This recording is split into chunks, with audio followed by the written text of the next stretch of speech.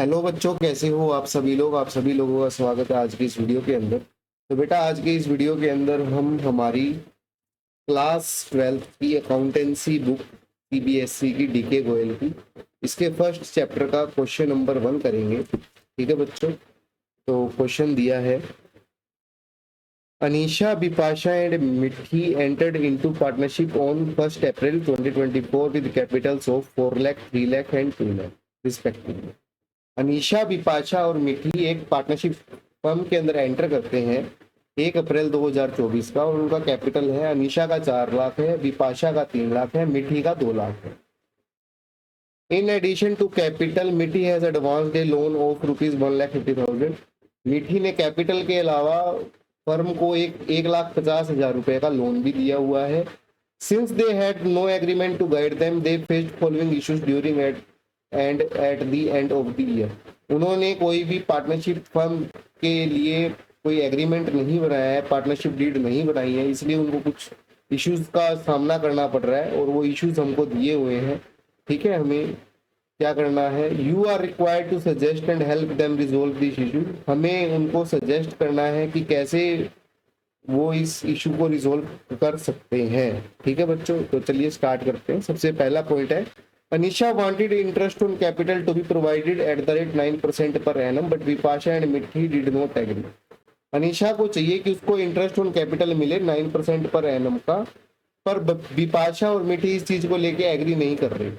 अब बेटा, इनके अंदर इन्होंने पार्टनरशिप डीड तो बनाई नहीं है। अब पार्टनरशिप डीड नहीं बनाई है तो इनको पार्टनरशिप एक्ट 1932 के प्रोविजंस को फॉलो करना पड़ेगा। और पार्टनरशिप एक्ट 1932 का प्रोविजन ये कहता है कि किसी भी पार्टनर को बिना एग्रीमेंट के इंटरेस्ट नहीं मिलेगा कैपिटल के ऊपर। तो ठीक है बच्चों, आइए इसे नोट करते हैं नोटबुक के अंदर। फर्स्ट का answer,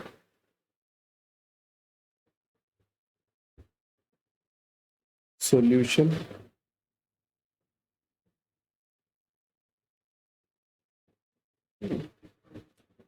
in the absence of partnership deed,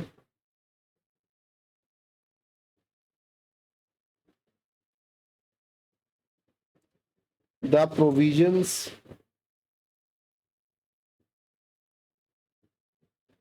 of Partnership Act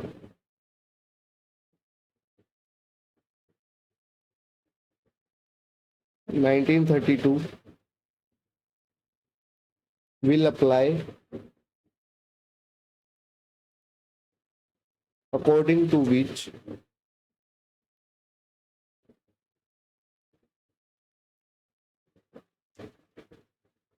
सबसे पहले केस के अंदर बेटा, अनीशा को इंटरेस्ट ऑन कैपिटल चाहिए था, क्या उसे मिलेगा? नहीं मिलेगा, तो लिख देंगे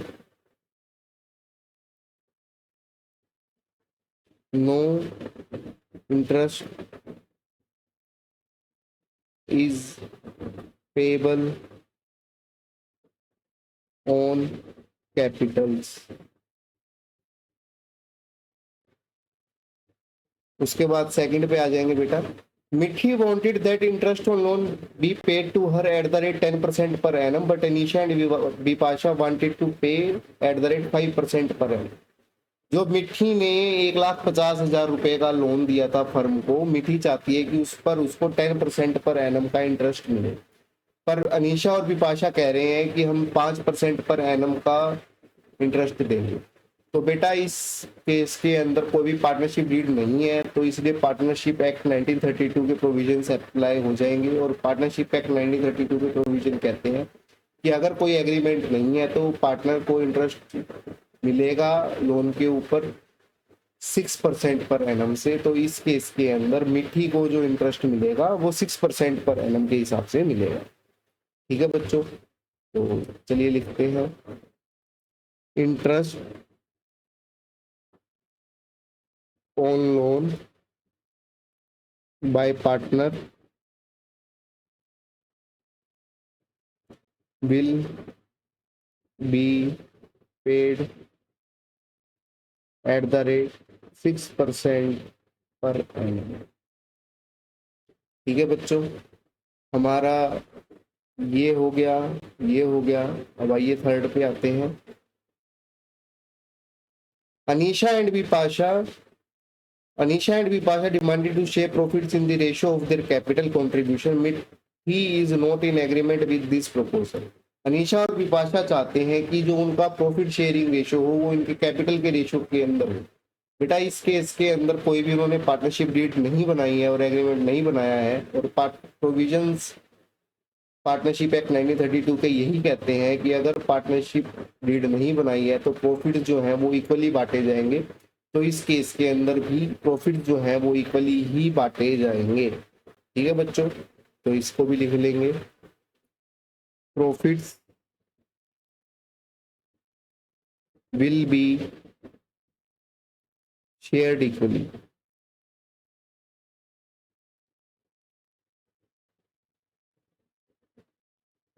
उसके बाद फोर्थ है बेटा,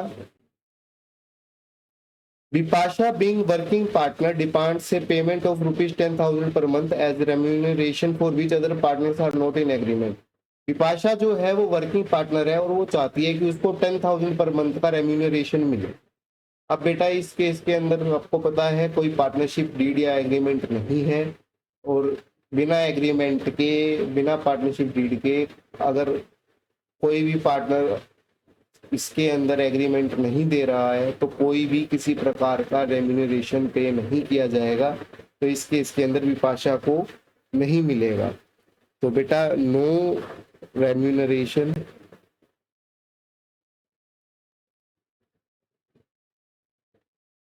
is payable to any party।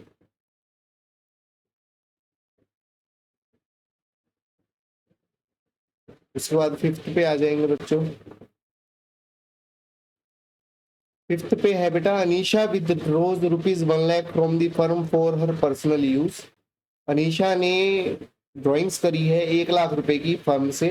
Vipasha and मिठी demand that interest on drawings B charged from her at the rate of 6% per annum. Vipasha और मिठी चाहते हैं कि उसकी ड्राइंग्स के ऊपर इंटरेस्ट चार्ज किया जाए 6% पर एनम। पर बेटा पार्टनरशिप एक्ट 1932 के प्रोविजंस ये कहते हैं कि बिना किसी पार्टनरशिप डीड या एग्रीमेंट के हम जो है किसी भी ड्राइंग्स के ऊपर कोई भी इंटरेस्ट चार्ज नहीं कर सकते। तो इस केस के अंदर भी हम इंटरेस्ट चार्ज नहीं कर सकते हैं। ठीक है बच्चों, तो इसको भी लिख लेंगे, इंटरेस्ट ऑन ड्राइंग्स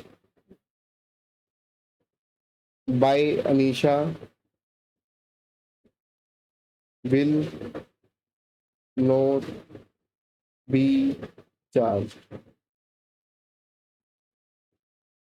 ठीक है बच्चों, इसके बाद लास्ट दिया है हमें, मिठी wants to introduce her son as a partner but Vipasha objects to it।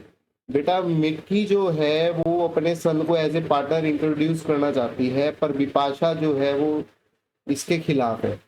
बेटा पार्टनरशिप एक्ट 1932 के प्रोविजन ये कहते हैं कि बिना सभी पार्टनर्स के मर्जी के हम किसी भी नए पर्सन को एज ए पार्टनर इंट्रोड्यूस नहीं कर सकते। तो इस केस के अंदर भी वही होगा, मिठी जो है अपने सन को एज ए पार्टनर इंट्रोड्यूस नहीं कर पाएगी। तो चलिए इसको लिख लेते हैं, a new partner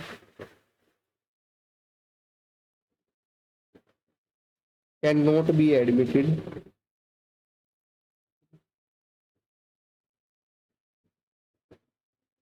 without the consent of all partners, hence Mithi's son cannot be admitted as a partner. तो ठीक है बच्चों, हमारा क्वेश्चन 1 हो गया है। आज के लिए इस वीडियो के अंदर इतना ही। Thank you for watching. Radhe Radhe.